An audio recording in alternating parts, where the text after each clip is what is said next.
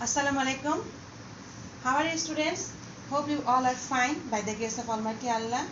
Today I am here to take class for standard 12 and I will explain Biot-Savart's law, that means application of Biot-Savart law for a state wire of infinite length and also for a circular wire. So let's start the class. Dear students, look. So our topic is for a straight wire of infinite length. So let us take one wire xy of infinite length and through which I current is flowing. And you know, if I current is flowing through any conductor, then a magnetic field is created due to the current flow through the conductor. So we have to consider to find out that magnetic field intensity at any point P. So for finding out that magnetic field intensity at point P, we will consider a very small length, that is dl. So very small element of the wire, that is dl, and from the midpoint of dl to the point P, at which point we will find out the magnetic field intensity is r. That means this distance is r, and the perpendicular distance from P to the wire, that is PO, equal to A. So PO is the perpendicular distance from P to the wire XY. So the magnetic field intensity will be according to Biot-Savart law at point P for this small element dl is, look at there, dB equal to mu naught by 4 pi I dl sin theta by r square. That is for this small length. But if we consider the whole wire of infinite length, then we have to find out the magnetic field intensity by integration.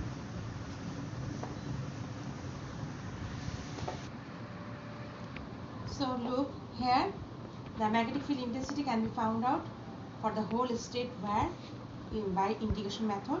So B equal to integration of dB. We will take integration on both sides.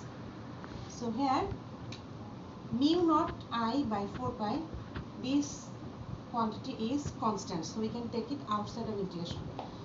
So here will remain dl sin theta by r square minus infinity to plus infinity. Here dl, theta and r, these three are variable. And so now we have to do one thing. We will convert these three variable in terms of one. So we can express dl and r in terms of theta. Then it will be easier for us to calculate. So look here, this distance dl is taken at a distance L from O. Here O is the origin. This point O is the origin. On a straight line of a straight wire of infinite length, any point can be taken as origin. Any point can be considered as origin. That means mool bindu. Because if you stand here and you look left and right side, you will see infinite length. That's why O is to be considered as origin.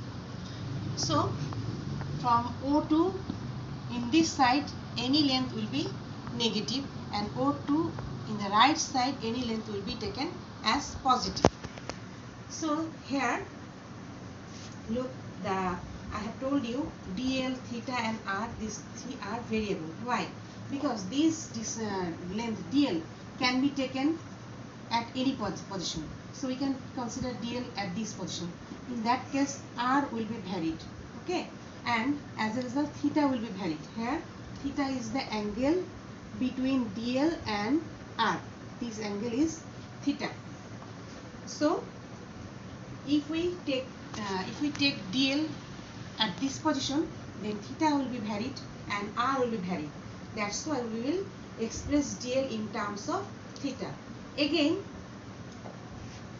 look, if we can take dl on that side also. So look here, if we take dl in the minus infinity side, then what will happen? If we consider that dl is at minus infinity, then this theta will be very small. that means theta tends to 0 at that time. Theta tends to 0 at that time. And if we consider, and again if we consider L is at plus infinity, so at that time if we take dl, take dl at plus infinity, then this theta will be larger, this angle theta will be larger, and it will be it tends to pi. So when L is minus infinity, that time theta tends to 0, and when L is plus infinity, then theta tends to pi. So now we will find out the value of dl and r in terms of theta. Let's see. Look everybody, from this figure we can look here, this angle is theta, so its opposite arm is the perpendicular, because you know theta opposite angle arm is perpendicular. So this is perpendicular, this is base, and this is hypotenuse. So here we can take tan theta or cot theta by taking this tan theta equal to perpendicular by base, or and cot theta equal to base by perpendicular. But if we take cot theta, then our calculation will be more easier. So here we will take cot theta equal to minus L by A. Yeah, you can ask me why here is minus, because you know at the left side of the origin the distance should be taken as negative. Okay, so here my L is negative to be taken to be negative, so minus L by A. So L equal to minus A cot theta. So if we differentiate it with respect to theta, then dl equal to A cosec square theta d theta. If we differentiate cot theta, then it becomes minus cosec square theta, but this minus will be plus. So dl becomes A cosec square theta d theta. And look here, cosec theta equal to r by A. Okay, here also you can take sin theta. It is your wish, you can also take. I choose this one. So cosec theta equal to r by A. So r equal to A cosec theta. So look here, both dl and r are expressed in terms of theta. Now our calculation will be easier. So another one thing is left, that is L. If L is minus infinity, then theta tends to 0. L is plus infinity, then theta tends to pi. So we got everything. Now we will do integration.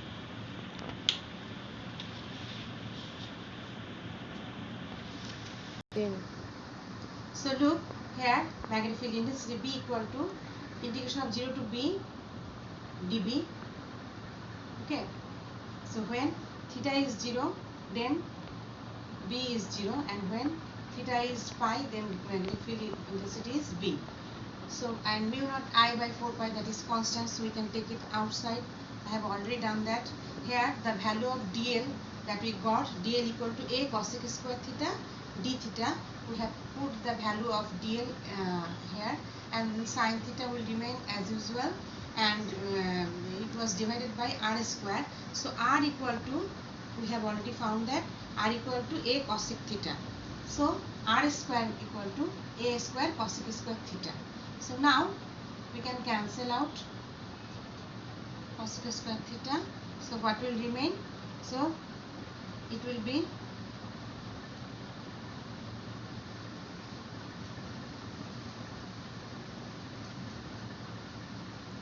mu naught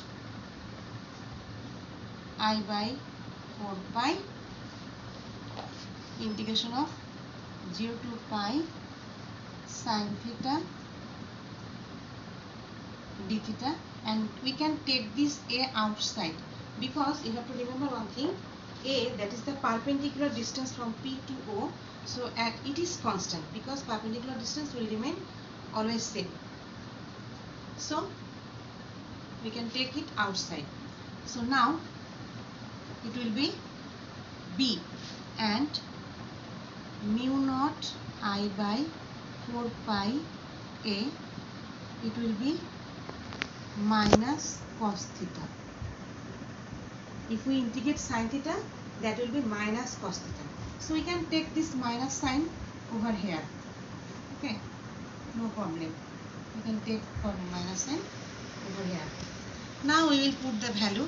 If we put the value of cos theta, when theta equal to pi, that time its value becomes minus 1. So look, minus mu naught I by 4 pi a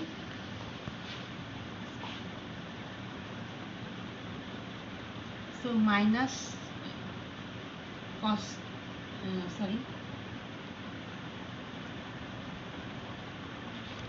minus 1 minus 1, because cos pi minus cos 0, but cos pi equal to minus 1 and cos theta equal to also cos 0 also equal to 1, so minus 1 becomes minus 2. Finally it becomes, I am using, so look, minus mu naught I by 4 pi a, and it becomes minus 2. So minus and minus plus, and 2 and 4 is cancelled out. Then what will remain? B equal to mu naught I by 2 pi a. So I have made a box here. Over the formula. So B equal to mu naught I by 2 pi a. That is the magnetic field intensity for a straight wire of infinite length, where mu naught is permeability of the medium, I is the electric current, and A is the perpendicular distance. So if anywhere we have to find out the value of magnetic field intensity for a straight wire, we will use this formula where A is the perpendicular distance. Now I will explain application of Biot-Savart law for a circular wire. So dear student, we will find out the magnetic field intensity B at the center of a circular coil. So here look, circular coil is shown on the board, and we will find out the magnetic field intensity at the center P of this circular coil. So here we have taken a very small length, that is dl. From the midpoint of dl to the point P, the distance is r, and the angle between r and dl is theta, that is equal to 90 degree. So here interesting thing is that if you take dl in any position, but always the angle between dl and r will be 90 degree, because the radius will remain same in everywhere, and the angle between dl and r will be theta, that is equal to 90 degree.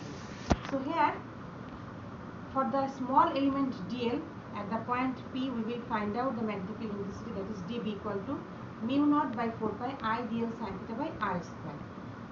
It is termed as equation 1.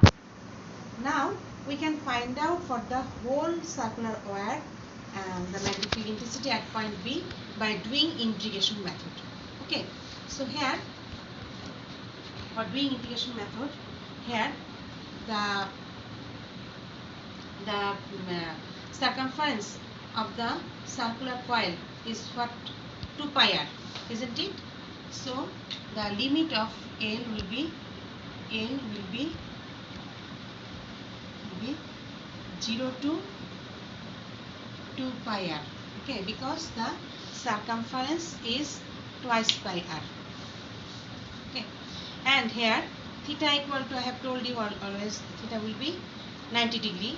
So we can put the value. So B equal to integration of dB 0 to B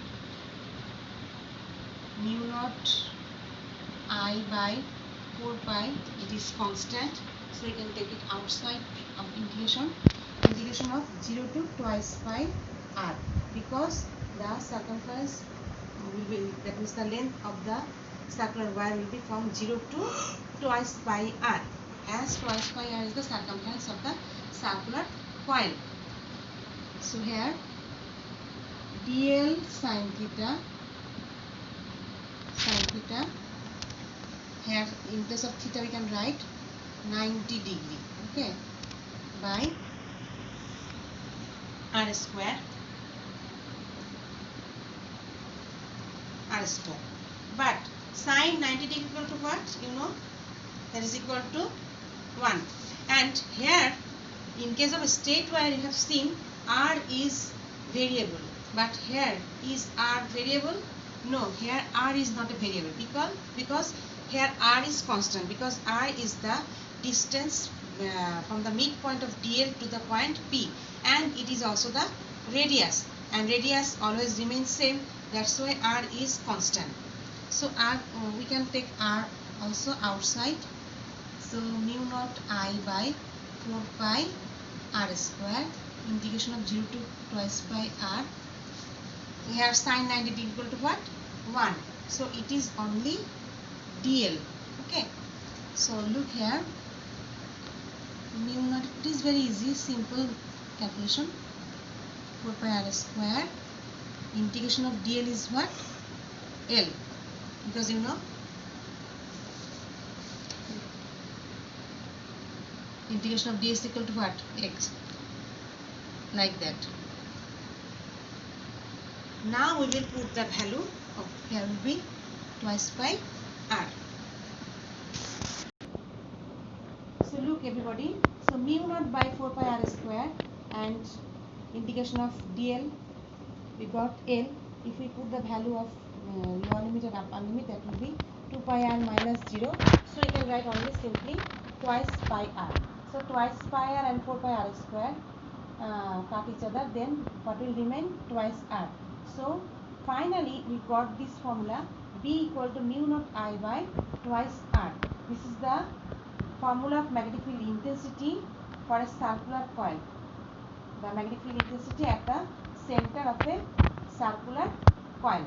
So these two formula you should memorize, because very much important, and using this formula I can also give you some creative mathematics, and in the HSC examination also this type of creative math come. So I think you have understood my class today, and you should practice this derivation by doing in your copy, by writing in your copy, because I have told you again already that derivation is not that much important for your examination, but derivation is important for understanding the physics, and if you understand physics, then you will love it. So goodbye everybody, stay safe and strong.